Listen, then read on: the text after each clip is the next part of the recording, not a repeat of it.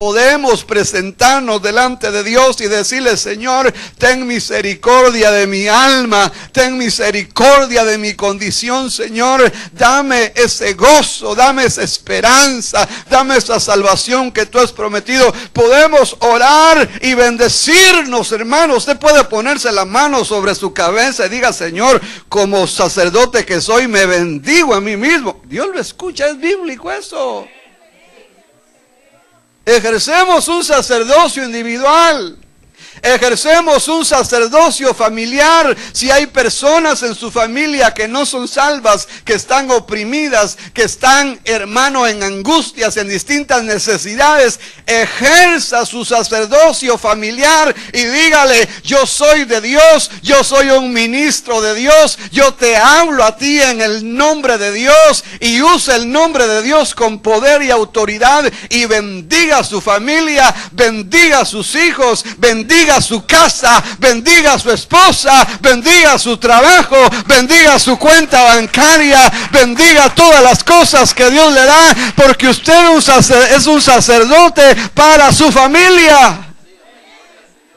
Y necesitamos entenderlo, necesitamos usar, hermano, ese oficio que es un oficio santo, que es un oficio muy importante delante de Dios, porque ese oficio trasciende cualquier otro oficio terrenal. Ser un sacerdote de Dios es más que ser un presidente de una nación. Ser un sacerdote de Dios es más que ser un intelectual en la tierra. Ser un sacerdote de Dios significa manejar poderes, significa tener autoridad sobre demonios, significa hablar las cosas que no son como si fueran. Ser un sacerdote de Dios representa tener el respaldo, la autoridad, la alianza, el apoyo de todos aquellos seres que Dios ha dispuesto para apoyar a aquellos sacerdotes suyos que son emisarios, que son ministros, que son enviados, porque el sacerdote dice: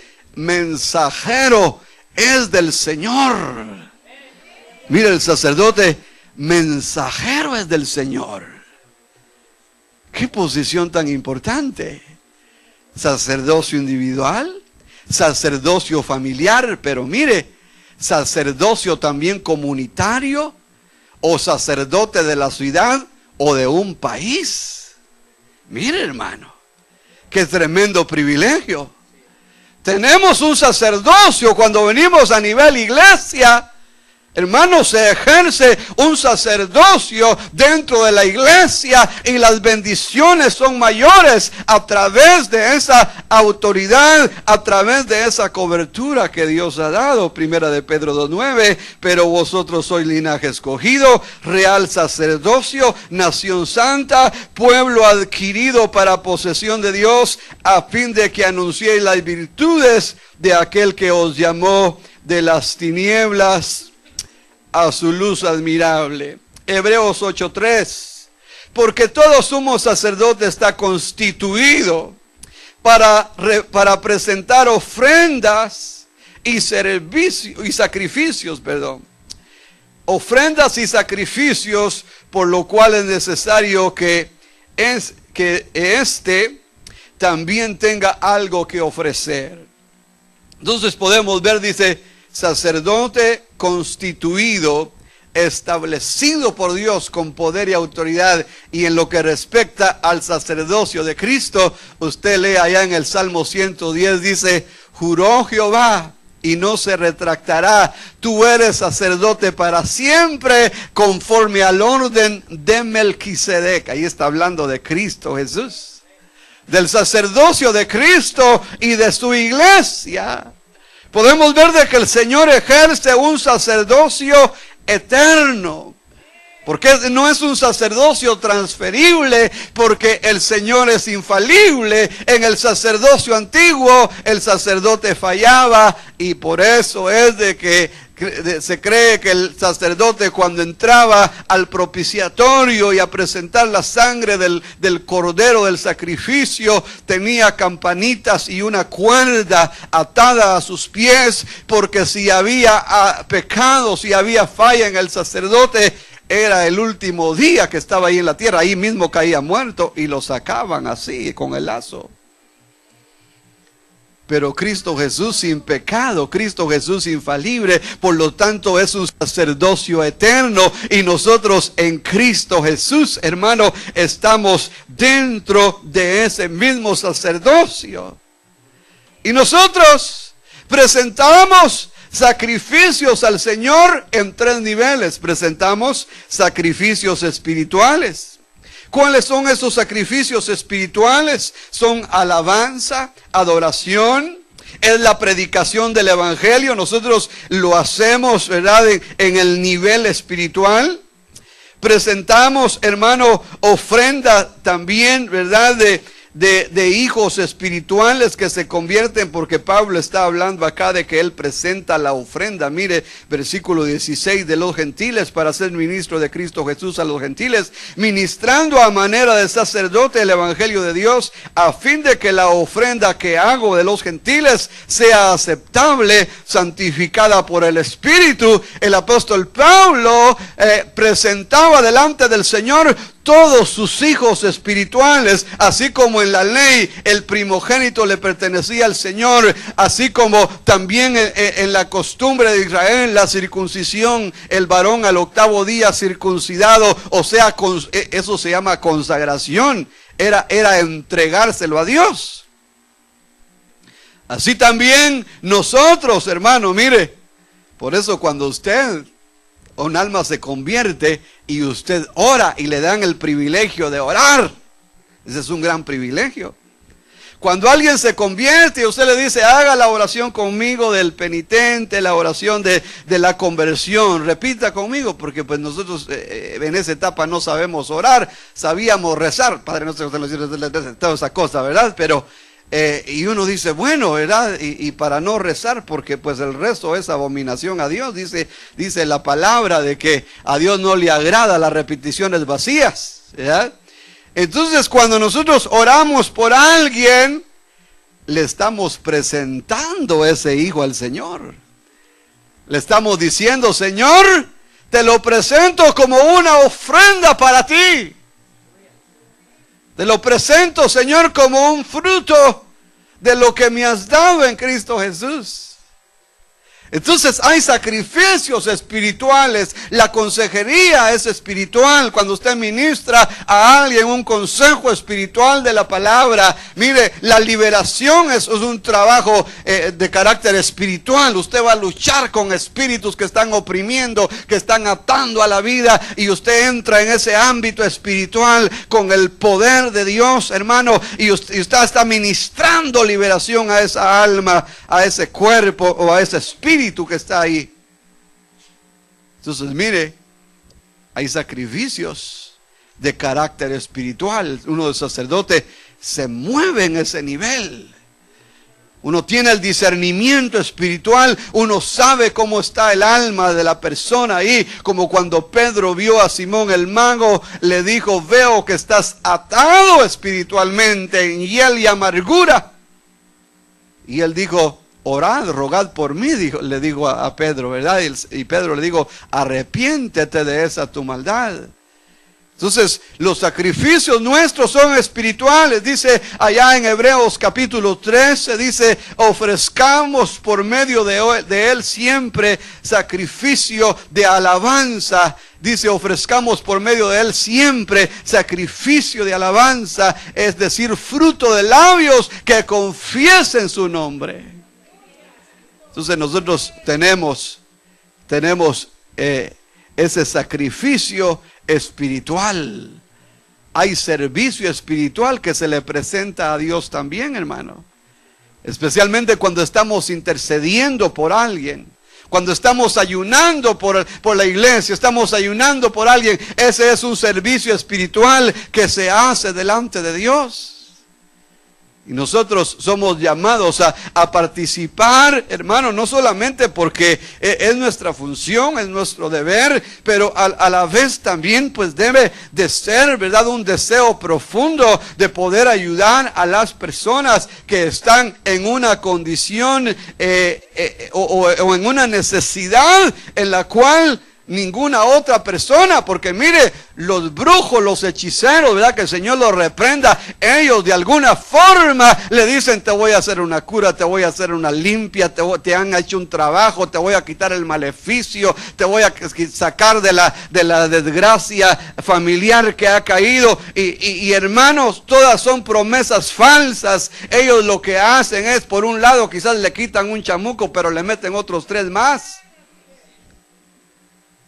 Y las personas que caen en esos curanderos, en esos adivinos, son presas, son esclavos de esos, hermanos.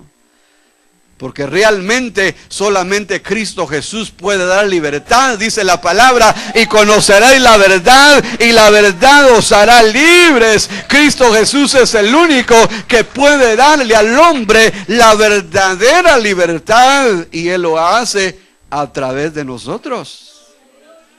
Él lo hace a través de su iglesia, porque yo hasta ahora, en mis muchos años que tengo en el Evangelio, no he visto ángeles que vengan a salvar a otros o a liberar o a aconsejar a otros, hermano. No, ellos no están para eso. Es a través de la iglesia que el Señor provee ese servicio a las personas que están necesitadas. Entonces, como sacerdotes, debemos de ejercer esa dimensión espiritual y ministrarle a las necesidades espirituales de la persona. Pero es un sacerdocio también que se ejerce en el nivel del alma. Vaya conmigo allá al Salmo 103, un salmo muy conocido, muy precioso de la palabra, los primeros 5 versículos, porque ahí podemos ver de que el sacerdocio nuestro también hay que ejercerlo al nivel alma, porque nosotros pues somos tripartitos, ¿verdad? Nuestro ser se compone de 3 cosas, espíritu, alma y cuerpo. Dice, bendice alma mía al Señor, y bendiga todo mi ser su santo nombre. Aquí está hablando el espíritu al alma, el alma que... ¿De qué se compone el alma?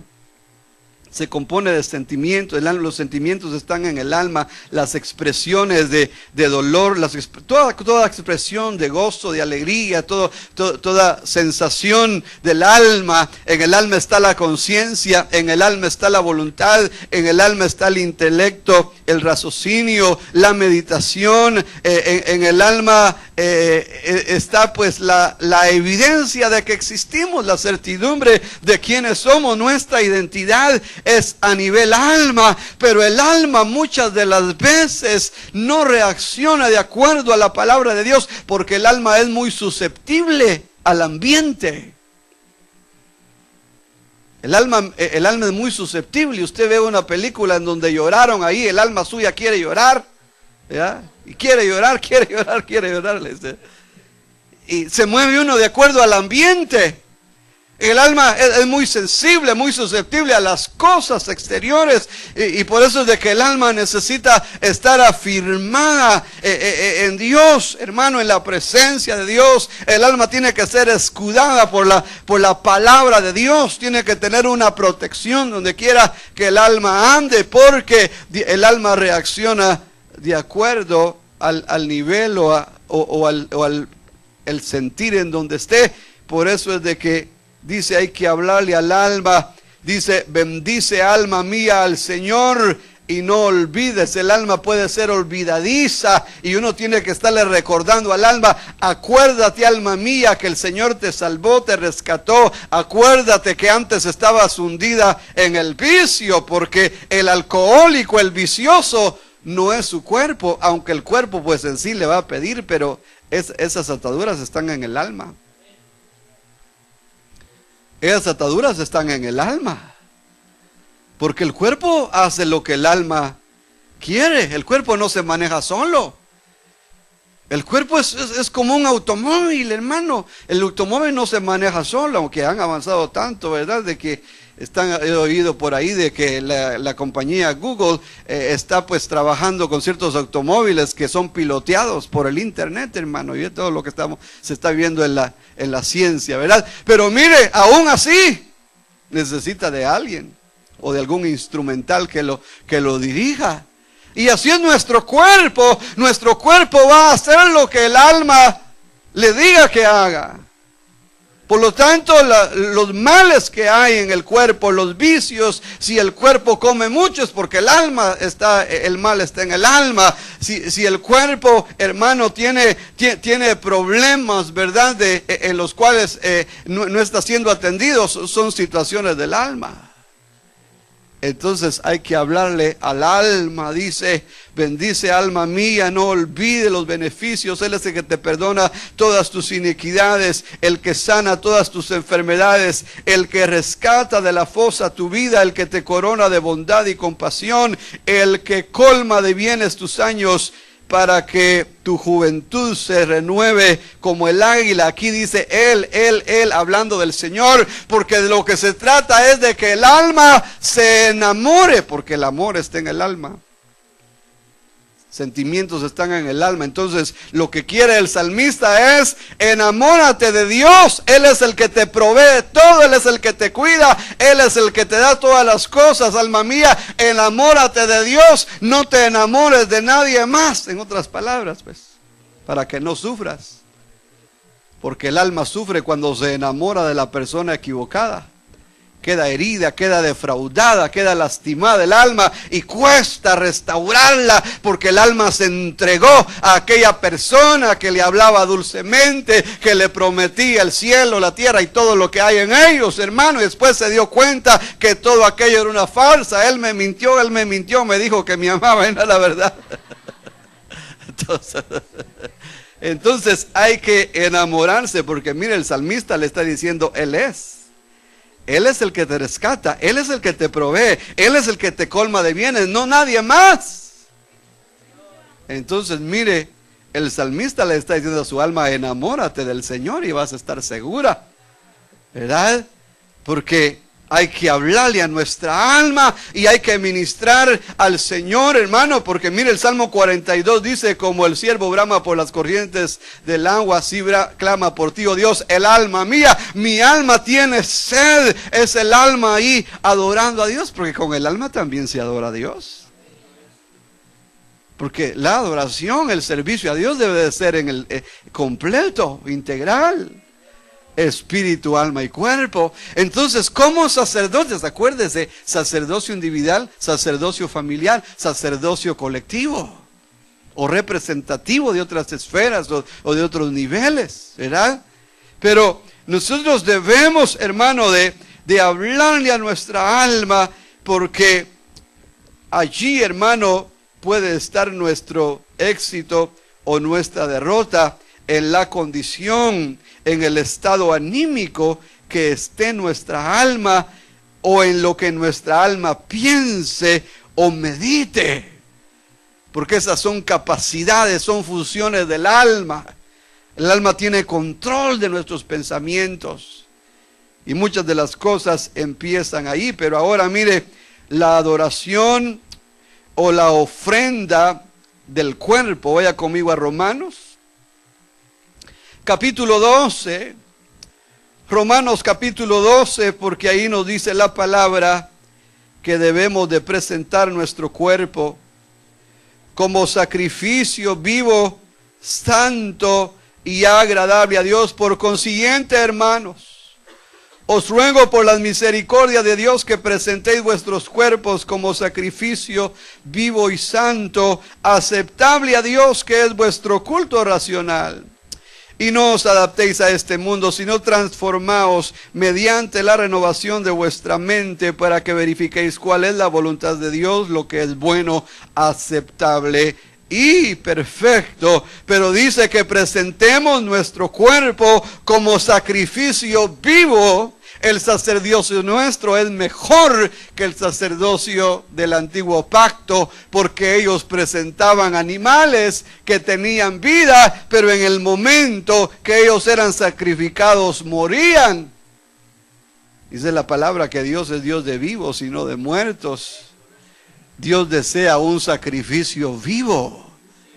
Y el sacrificio vivo lo podemos ofrecer únicamente a aquellos que tenemos vida eterna. Dios desea un sacrificio eterno, un sacrificio perpetuo. Y eso se puede dar únicamente a través de la iglesia de Cristo. Porque la iglesia es la que tiene vida que no perece, vida que no mengua, vida que no desfallece, vida que permanece en el nivel en que Dios la ha dado. Y es a través de su iglesia. Por eso dice la palabra que nosotros nos presentemos delante de Él, hermano, en espíritu, alma y cuerpo.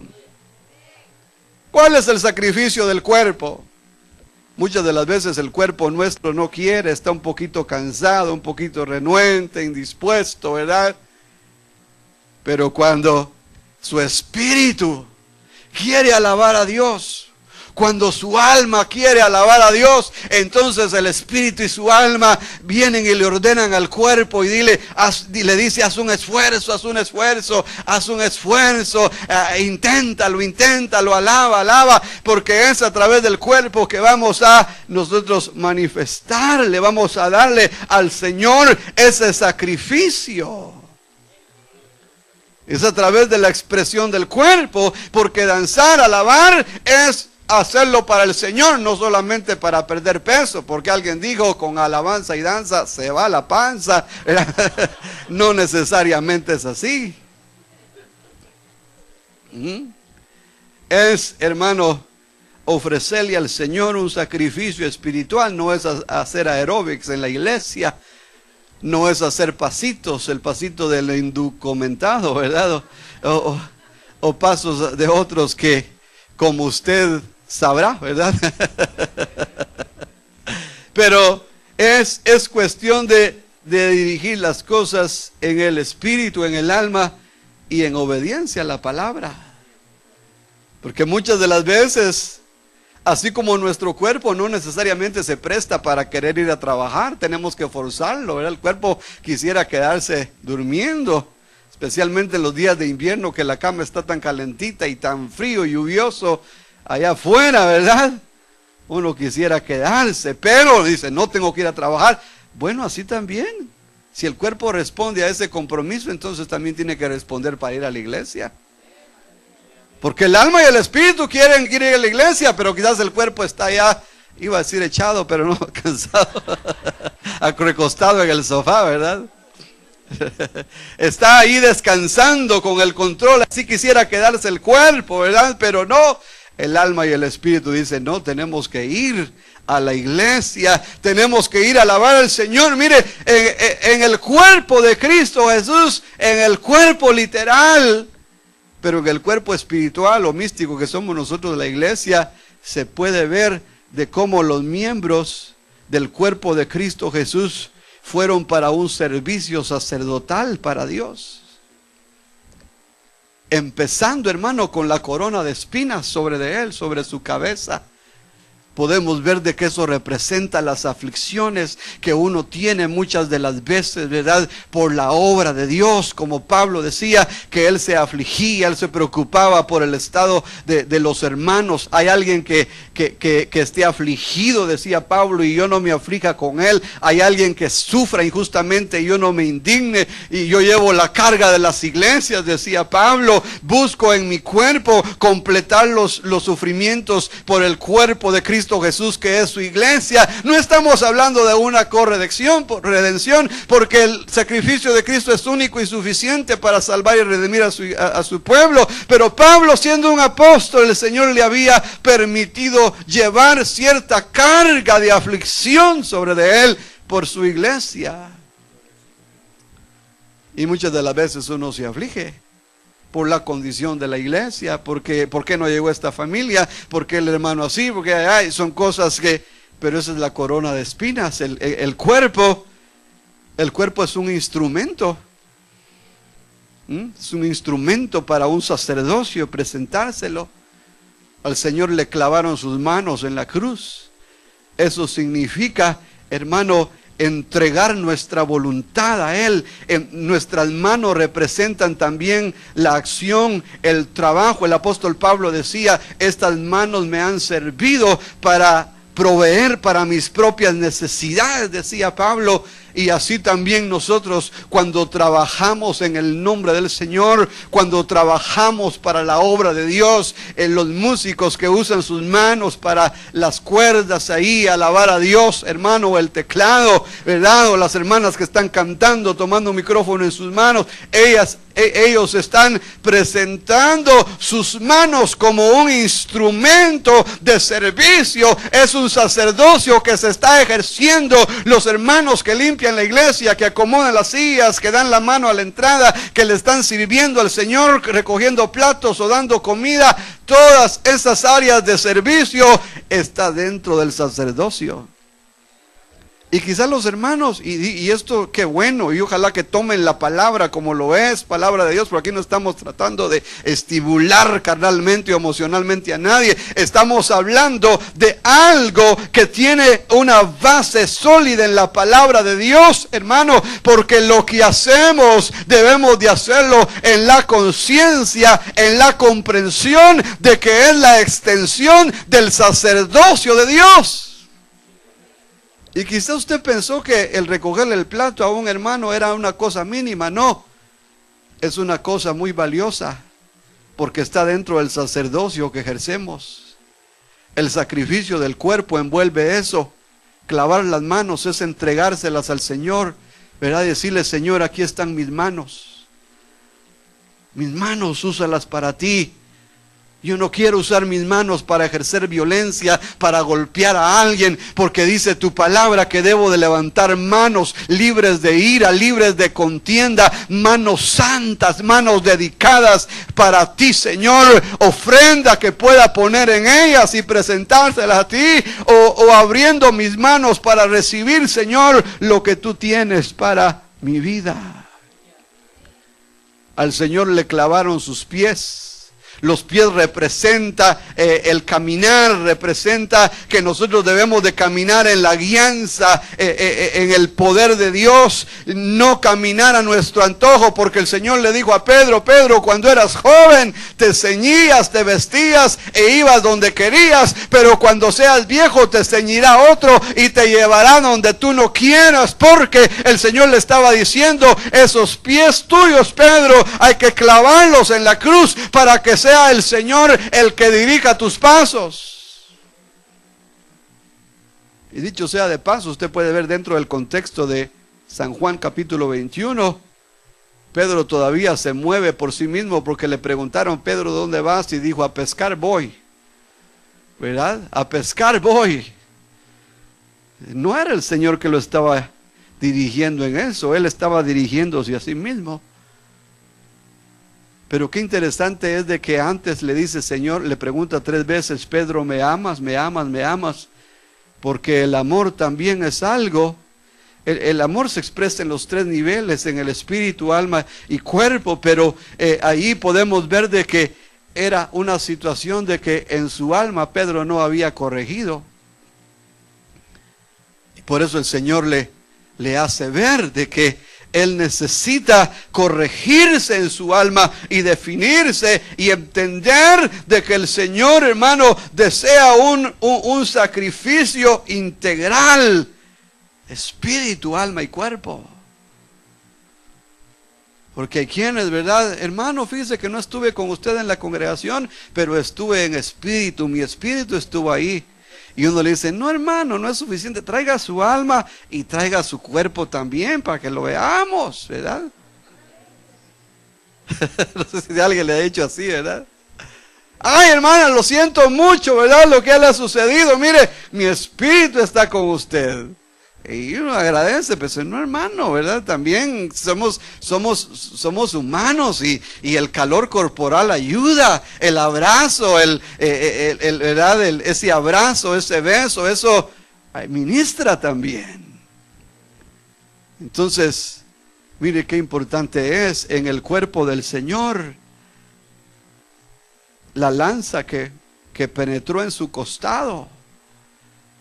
La lanza que penetró en su costado, en su vientre, ahí nos habla de que nosotros debemos de entregar nuestro vientre. La mujer concibe en el vientre la vida y el hombre también en el vientre o debajo de su vientre está el aparato reproductor, ¿verdad? En el hombre, pues eso es vital, eso es muy valioso en el Señor, de que nosotros podamos entregar cada miembro de nuestro cuerpo y que podamos traer fruto, el traer hijos para Dios. Pero también el Señor entregó sus rodillas, y eso nos habla de rendirnos, de humillarnos, de postrarnos, de reconocer la autoridad suprema de Dios sobre nuestras vidas, pero nos habla también de poder clamar por la necesidad de la espalda del Señor. Por poco se me olvida, la espalda del Señor fue vital porque ahí llevó nuestros pecados, ahí llevó nuestras maldades, nuestras transgresiones, nuestras enfermedades. Por sus heridas, dice la palabra, que hemos sido sanados. Entonces también nosotros en el servicio sacerdotal a Dios, hermano, como individuos le ofrecemos a Dios esas ofrendas, pero por las demás personas nosotros también podemos llevar carga en nuestra espalda por las necesidades de otro. Como cuando alguien le pide una petición: hermano, ayúdeme a orar, hermano, mire, me podía ayudar en esto. Es de que nos están dando una carga, y como creyentes, como miembros del mismo cuerpo, porque el cuerpo, se sirve a sí mismo. Su cuerpo se sirve a sí mismo. ¿Se ha dado cuenta? Cada miembro del cuerpo se sirve. Si un miembro se duele, todo el cuerpo se duele, dice la palabra. Entonces Dios nos ha dado nuestro cuerpo para que a través de él nosotros podamos ejercer un sacerdocio, un oficio santo para Dios. El oficio santo es presentarnos delante de Dios para que Él sea el que nos dirija, hermanos. Regresando a Romanos, porque el apóstol Pablo usa esa palabra, y él dice de que él está ejerciendo este oficio sacerdotal. Él quiere presentar, dice, a los gentiles como una ofrenda para Dios. Yo estaba leyendo las versiones, hermano, aquí gentiles. Hay unas versiones que dicen los paganos, ¿verdad? Porque gentil quiere decir eso, quiere decir pagano. Y en aquellos tiempos, y ahora pues solo dos clases de personas: el que es judío y el que es gentil, ¿ya? Dos clases de personas, hablando en lo natural. Porque la palabra del Señor dice que nosotros somos los verdaderos israelitas, ¿verdad? Y que lo que el Señor obra en nosotros, en lo interno, es lo mejor. Por eso es de que allá en Joel dice: rasgad vuestro corazón y no vuestras vestiduras. Porque hay gente de que pueda dar la apariencia de que está haciendo algo bueno para Dios, pero que la realidad de su corazón es otra. El Señor dijo: este pueblo de labios me honra, mas su corazón está lejos de mí. Mas en vano me rinden culto, ¿verdad? Y podemos ver de que hay personas de que en lo externo aparentan santidad, devoción, sacrificio, entrega a Dios, pero que internamente son muy distintos. En público pueden ser muy educados, muy bien portados, muy espirituales, oran, alaban a Dios, pero en lo personal quizás cantando canciones de aquellos años, ¿verdad? Recordando aquellos tiempos, almas inestables, almas, hermano, que no han sido trabajadas por el Señor. Pero mire, lo que el Señor desea es de que seamos ministrados primeramente por Él, porque para que el Señor vea la ofrenda y la reciba, primero el Señor va a ver a la persona que presenta la ofrenda. En Génesis dice: y vio Dios con agrado a Abel primero y su ofrenda después. Pero no así con Caín y su ofrenda. Dios ve primero al individuo. Dios no se va a dejar llevar por lo que la ofrenda, ¿verdad?, representa, por las cantidades enormes, ¿verdad? Dios ve el corazón de la persona y a Dios nadie lo puede engañar. Entonces, hermano, mire, el apóstol Pablo nos dice, versículo 16, para ser ministro de Cristo Jesús a los gentiles, a los paganos. Nadie quería a los paganos porque, hermano, la gentilidad viene de desgracia tras de desgracia, adorando tantas cosas. Romanos capítulo 1, adorando a las criaturas antes que al Creador, profesando ser sabios se hicieron vanos y su corazón lleno de tinieblas, ¿verdad?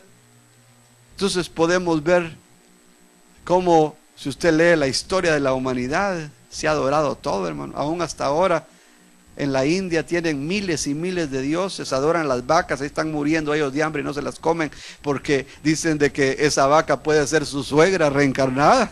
Con más razón hay que comer.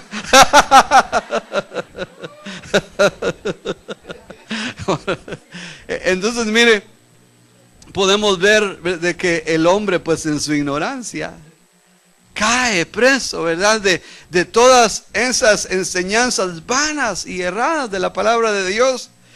Y Pablo dice, yo soy sacerdote para los gentiles.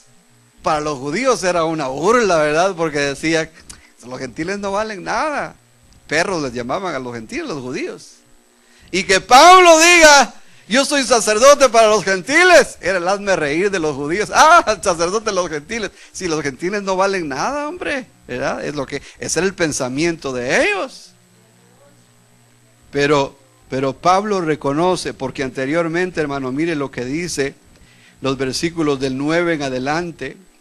Y para que los gentiles glorifiquen a Dios por su misericordia, como está escrito, por tanto te confesaré entre los gentiles y a tu nombre cantaré. Ahí está hablando de que Cristo Jesús alcanza a la gentilidad y que Él adora al Padre, alaba al Padre en medio de los gentiles. Entonces el apóstol Pablo, entendiendo, hermano, ¿verdad?, de estos versículos del Antiguo Testamento, nos hace ver de que el Señor tenía en su mente, en su propósito, alcanzar a la gentilidad. Mire lo que nos dice el versículo 10, y vuelve a decir, regocijaos gentiles con su pueblo, porque dice la palabra que de los dos rebaños hizo un solo rebaño.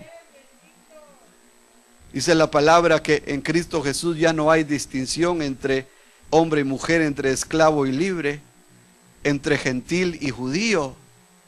Es más, nos dice la palabra que el verdadero israelita es aquel que ha sido circuncidado, no externamente, sino en su corazón. El verdadero hijo de Abraham es aquel que lo es en la fe, aquel que ha recibido a Cristo, y que la promesa que Dios da a través de su iglesia es mayor que la promesa que el pueblo de Israel tuvo como nación, hermano, porque Dios, hermano, mire, ha atendido a la humanidad, y dice la palabra, Dios no quiere que nadie perezca, sino que todos procedan al arrepentimiento. Y nos dice la palabra, porque de tal manera amó Dios al mundo, no solamente a Israel como nación. Dios amó a toda la humanidad.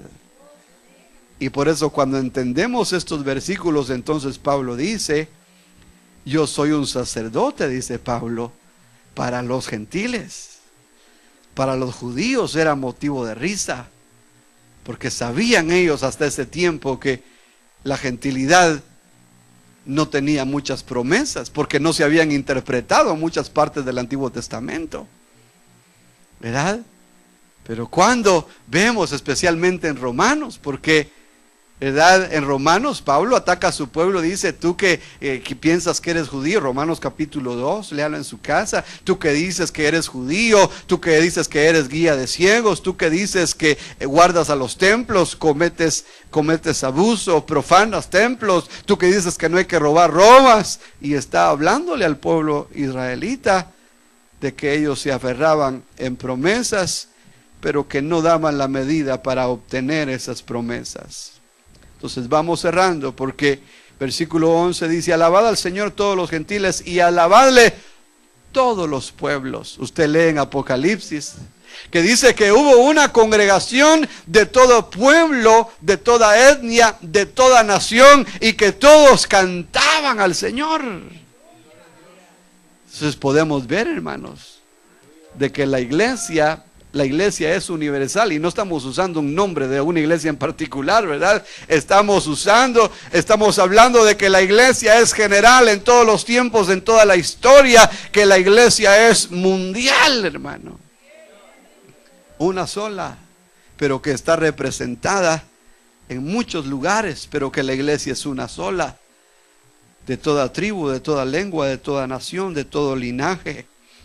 Dios nos ha llamado para ser su pueblo, y por eso dice que la alabanza y los sacrificios en este nuevo sacerdocio, en este santo oficio en Cristo Jesús, cada creyente que ha sido salvado por Cristo Jesús tiene las promesas y tiene la facultad de orar y de presentar sacrificios a Dios. Usted puede presentar sus propios sacrificios, hermano. Qué bueno que no dependemos de los demás, porque dice la palabra: puestos los ojos en Jesús, el autor y consumador de la fe. Hay que poner nuestros ojos en el Señor. El Señor nos ha dado siervos, y los ministros son un regalo de Dios. Dios nos los da para enseñarnos, para corregirnos, para amonestarnos, y también el Señor les permite disciplinarnos, porque es parte de la autoridad que Dios les da, hermano. Pero ellos son supervisores, ellos son vigilantes. Por eso dice allá en Hebreos: someteos a vuestros pastores, porque ellos han de dar cuenta por vosotros, por vuestras almas. Ellos han de dar cuenta, dice, por vuestras almas. Entonces podemos ver de que el Señor ha asignado a su rebaño al cuidado de pastores que tienen que ser diligentes, no negligentes, ¿verdad? Diligentes. Diligentes, esforzados para ejercer el trabajo del Señor. Versículo 12. Y otra vez Isaías dice: retoñará la raíz de Isaí el que se levanta a regir a los gentiles pondrán en él su esperanza. Entonces, mire, cuando Pablo dice: soy sacerdote de los gentiles, todo es dentro del mismo contexto de las promesas de que Dios quiso salvar a los gentiles. Y dice: retoñará la raíz de David. Está hablando de Cristo Jesús, que viene del linaje de David. Y dice: para regir a los pueblos, para regir mantener el regimiento, la autoridad, ¿verdad? La autoridad, el control, el dominio sobre de ellos. Entonces, ahora saltemos al versículo 16. Para ser ministro de Cristo Jesús a los gentiles, ministrando a manera de sacerdote el evangelio de Dios. Así como el sacerdote enseñaba la ley al pueblo, ahora el sacerdote de Dios, que es su iglesia, que somos usted y yo, hermano, porque esto, la palabra del Señor, hay que apropiarse de ella, ¿verdad? Entonces el Señor nos ha dado cosas que ministramos. Al sumo sacerdote en el Antiguo Testamento le dio facultades, y ningún israelita, por mucho que quisiera, los israelitas quizás añoraban entrar al lugar santo y no podían, porque no eran de la tribu de Leví, o porque quizá eran de la tribu de Leví pero tenían algún defecto, porque dice: ningún sacerdote se presentará para ofrecer pan, para quemar incienso, si tuviere defectos, dice. Si era cojo, si era renco, manco, si tenía defectos en órganos internos, no podía presentarse, porque esa persona iba a morir ahí, no estaba facultada. Pero ahora en Cristo Jesús, todo creyente, varón y mujer, porque aquí no hay distinción, mi hermana, usted es un sumo sacerdote para Dios, ¿verdad? Usted lleva la bendición a su casa. Si usted está en un hogar mixto, su esposo no mucho quiere de Dios, usted ejerce su sacerdocio ahí. Usted le pide a Dios y en las bendiciones de Dios. van a ser una realidad. Usted es una cobertura espiritual para su familia. Y usted le pide a Dios y Dios la va a escuchar. Porque en Cristo Jesús la extensión del sacerdocio es para todos. Dice, a fin de que la ofrenda que hago de los gentiles. Mire, Pablo tomaba la ofrenda y no estamos hablando pues de dinero, no estamos hablando literal, porque ya dijimos que las ofrendas se clasifican en 3 áreas. Ofrendas espirituales, alabanza, adoración. Ofrenda de servicio, cuando le estamos sirviendo a Dios en una área de la iglesia. Y ofrendas monetarias, ¿verdad? Entonces Pablo decía, yo presento la ofrenda del Señor, y se estaba refiriendo a esas 3 áreas, porque él, como un apóstol del Señor, era un sacerdote espiritual que le pedía al Señor. Por eso Pablo visitaba las iglesias. Y él decía, tengo a los colosenses, les dice, tengo grande preocupación en mí porque no he ido a ustedes como a otras iglesias, dice, ¿verdad? Y a los romanos les dice, quiero ir con ustedes para impartirles algún don, porque por mano de los apóstoles se recibía el Espíritu Santo, las personas recibían dones espirituales, hermano, porque ellos ejercían ese nivel del sacerdocio, ¿verdad? Ellos llevaban la bendición. Y entonces cuando el pueblo tenía peticiones, venía el apóstol Pablo como un sacerdote pidiéndole al Señor por esas necesidades de la iglesia. Y cuando los gentiles también hacían ofrendas materiales para ayudar a los judíos de Jerusalén que la estaban pasando muy difícil económicamente, porque Pablo estaba envuelto en una colecta también para los santos. Entonces Pablo dice, presentando a los gentiles, o sea, la ofrenda de los gentiles, dice, que sea grata, que sea aceptable, y dice, santificada por el Espíritu Santo. Una evidencia, hermano, que convenció a Pedro cuando él fue a la casa de Cornelio. Anteriormente el Señor ya le había hablado a él y le había hablado a Cornelio por medio del ángel. Cuando Pedro llega a la casa de Cornelio, ¿verdad? Les dice, ustedes saben, y esa era la cultura de aquellos tiempos. Y mire Cornelio qué tan humilde fue, porque si alguien llega a su casa con estas palabras que le voy a citar que están en la Biblia, con las que Pedro llegó, le dijo, ustedes saben qué tan abominable es para un judío entrar a su casa. Si algún hermano llega a su casa y le dice, hermano, mire, es tan abominable para mí entrar a su casa, pero entonces quédese afuera, le va a decir usted, ¿verdad? ¿Cómo no, verdad? Invitado y ofendiendo, ¿verdad? Pero Cornelio ya había sido tocado por Dios, y Cornelio reconoció que Pedro era una gran autoridad en el reino de Dios, y por eso le recibió todo. Porque cuando alguien reconoce autoridad, porque la clave para ser bendecido es reconocer autoridad. Y viene la persona y dice, aunque lo que el hermano dijo es duro, pero él es una autoridad y tengo que aceptarlo para mi beneficio, dice. Entonces Cornelio le pasó por alto lo que Pedro dijo. Y era una realidad, no había mezcla cultural en aquel tiempo. Un judío no podía entrar a la casa de un gentil. Y sabe una cosa, el Señor Jesús estuvo dispuesto a entrar a la casa del centurión romano. Dice que iba camino a la casa cuando el centurión romano, mira el Señor, hermano, qué gran humildad, ¿verdad? Porque el Señor, hermano, habló con la samaritana, mire, se dejó tocar por los leprosos, hermano, se dejó abordar por personas que en otras personas, especialmente los religiosos, no querían nada con ellos.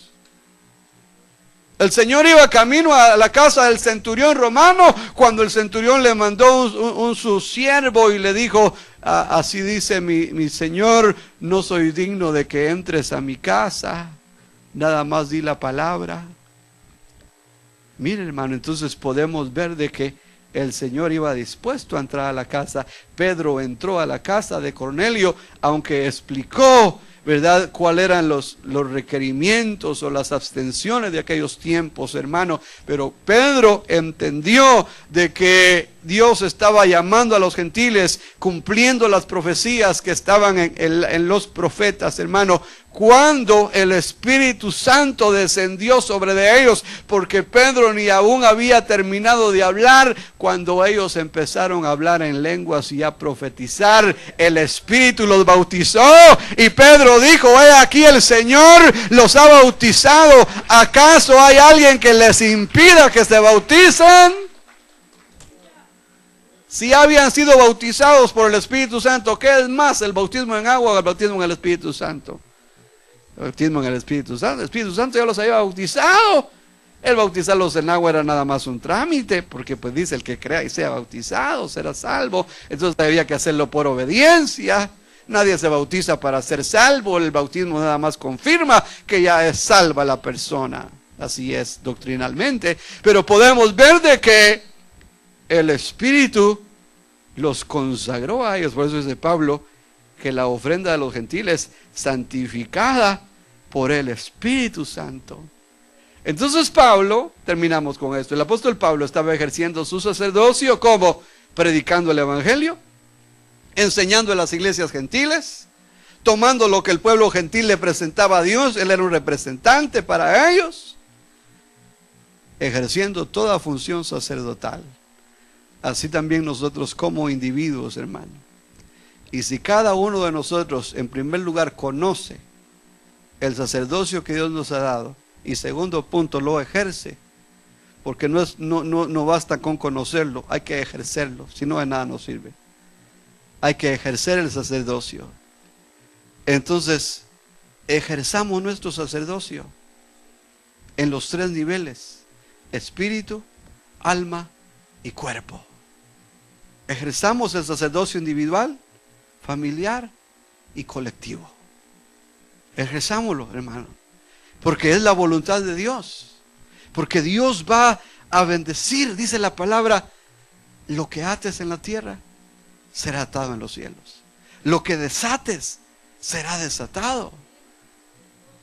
La palabra de Dios en nosotros es poderosa, poderosa para liberar, poderosa para aconsejar, es poderosa para salvar, para ministrar, sea cual sea la necesidad de la gente que está alrededor nuestro.